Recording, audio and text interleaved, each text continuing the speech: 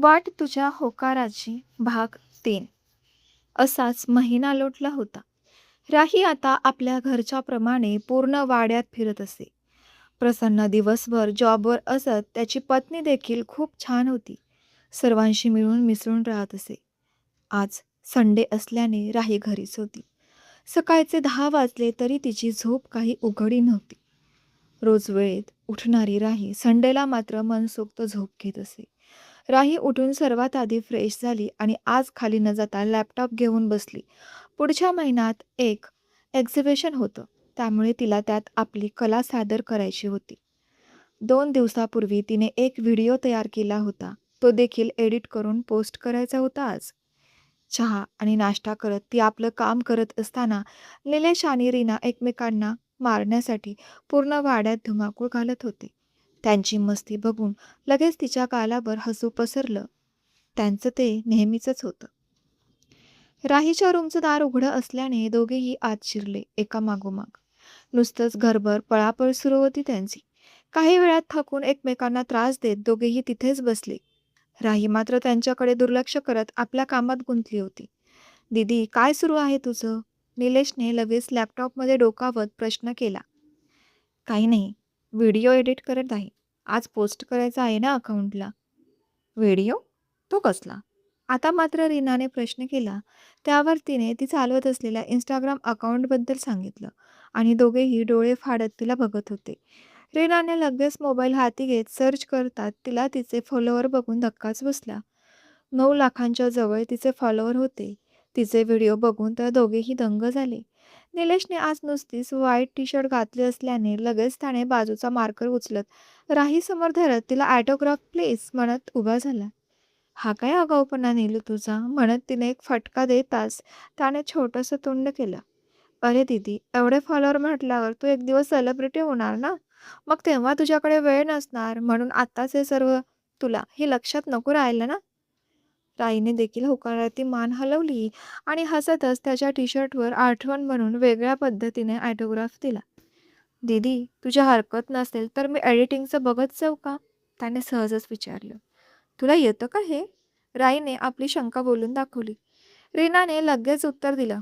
बस का दीदी, मेरे भाई म्हणजे काही असा तसा नाही. त्याने कोर्स केला या सर्वांचा. तिच्या बोलण्यावर त्यानेही मान हलवली. तिनेही ओके म्हणत जरा वेळ त्याने काही टिप्स दिल्या तिला एडिटिंगच्या आणि खरंच खूप छान करायचा तो हे सर्व काम. पुढच्या वेळेपासून तूच करत जा म्हणून सांगत तिने त्याचं कौतुक केलं. मस्त चहा घेत तिघेही गप्पा मारत असताना खालून मनीषा काकूंचा आवाज आला. त्यांचा आवाज ऐकून दोघांना आत्ता कुठे आठवलं की काकूने आपल्याला मार्केटमध्ये जायला सांगितलं होतं. भाई चल, नाहीतर काकूच्या हातचा मार नक्की बसणार आज. त्यानेही होकार दिला आणि जायला निघाली. कुठं जात आहे आणि कसली घाई? राहीने लगेच थांबवत त्यांना विचारलं. दीदी, आज अभ्याभाई येतोय भारतात. परत त्याचीच तयारी सुरू आहे. प्रसन्न दादा गेलाय त्याला आणायला, एवढं सांगत ते सुसाट वेळान पळत सुटले. मात्र इकडं राहीच्या डोक्यात एक ना अनेक प्रश्न निर्माण झाले. अभ्या म्हणजे त्यांचा मुलगा अभय मोहन साठे. कधी वेळच आली नाही त्याच्याबद्दल जाणून घेण्याची. इकडे घरातील सर्व सुना तयारीला लागले होते. पुरुष मंडळी देखील आज घरीच होते. आपला मुलगा येणार म्हणून काय करू आणि काय नको असं झालं होतं त्यांना.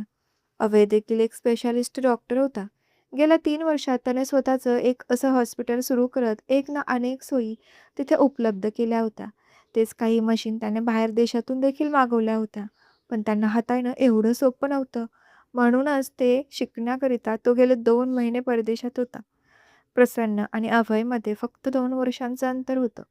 प्रसन्नाचं लग्न झालं. त्याच्याच दुसऱ्या दिवशी अभयचं देखील लग्न झालं होतं. वरून सर्वच छान दिसत होतं. पण लग्नाच्या दुसऱ्या दिवशी मुलगी माहेरी गेली ते परत न येण्यासाठीच. खरं तर ती देखील एक डॉक्टर होती, पण तिचं कोणा दुसऱ्यावर प्रेम होतं. तिला हे नव्हतंच करायचं. पण घरच्यांच्या पुढे तिचं कोणी ऐकूनच घेतलं नाही. मग काय, लग्नाच्या दुसऱ्या दिवशी सत्यनारायणला घरी गेली आणि तिथूनच निघून गेली. आणि हा आला तसाच परत. घरी येत सर्वांना त्याने घडलेला प्रकार सांगितला आणि सर्वांना धक्काच बसला. उगाच आपल्या मुलाच्या आयुष्याचा खेळ झाला असंच त्यांना वाटू लागलं. त्या गोष्टीला आता 6 महिने झाले होते. पण अभयला ती गेली तरी एवढा काही फरक पडला नव्हता. खरं तर तो कधी तिच्यात गुंतला नव्हताच. ना कधी स्वतःहून बोलायची आणि मग त्यानेही कधी प्रयत्न केला नाही. घरचे जरी नाराज होते, तरी त्याला काही एवढा तिच्या जाण्याने फरक पडला नव्हता, म्हणून तो नॉर्मल वागत होता. आज तो येणार म्हणून सर्वांची घाई गडबड सुरू होती. वेगवेगळे पदार्थ बनवण्यात आले होते. स्वयंपाक करता करता अभयच्या आईने सहजच विषय काढला. "ताई, मी काय म्हणते, आता आपला अभय परत आला की एकदा सर्व बोलून बघूया ना त्याच्याशी लग्नाबद्दल. एकदा निर्णय चुकला म्हणून काय आपण निर्णय घ्यायचे सोडून देत नाही ना." आता तर बाकीच्यांनी पण त्यांच्या बोलण्यात दुजोरा दिला. "हो गं, बोलून बघू आपण सर्वांशी आधी या विषयावर, मगच काय ते ठरवू." निलेशच्या आईने लगेच विचारलं, "पण ताई, अभय ऐकेल का? आणि होकार दिला तरी आपल्या घरात ती ॲडजस्ट करेल का?" आता मात्र सर्वच विचारात पडली. कारण काहीही झालं तरी अभय सर्वांना सोडून कुठेही जाणार नाही, हे नक्की होतं. आणि एवढ्या मोठ्या घराचं करणं म्हणजे आजकालच्या मुली सरळ नकार देतात, म्हणून जरा ती करेल का ही शंकाच होती. कोणी काही बोलण्याआधी आजीनेच बोलून मनमोकळ्या झाल्या. कोणी कशाला, मला तर बाबा आपल्या अव्यासाठी राही अगदी योग्य वाटते. तिलाही आयुष्यात आनंदी राहण्याचा अधिकार आहे आणि वय देखील कमी आहे. पोरीचं जे झालं ते खूप वाईट झालं. आपला अभय देखील दुखावला गेला आहे. दोघेही एकमेकांना समजून घेतील तर संसार सुखाने करतील बघा. बाकी सर्व त्या परमेश्वराची इच्छा. आजीचं बोलणं ऐकून मनीषाला मात्र फारच आनंद झाला. लगेच आपल्या सासूला मिठी मारत, "आई, आज माझ्या मनातलं बोलल्या बघा तुम्ही.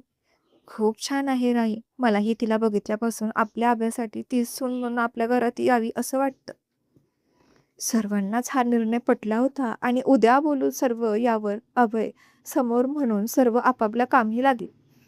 तर मग मैत्रिणींनो, कथा नवीन आहे. भाग आवडत असेल तर लाईक करा, शेअर करा आणि पुढच्या भागाचं नोटिफिकेशन तुमच्यापर्यंत सगळ्यात अगोदर पोहोचण्यासाठी चॅनलला सबस्क्राईब करायला विसरू नका. भेटूया नवीन भागासोबत. तोपर्यंत पाहत राहा वाट तुझ्या होकाराची मन माझे यूट्यूब चॅनेल.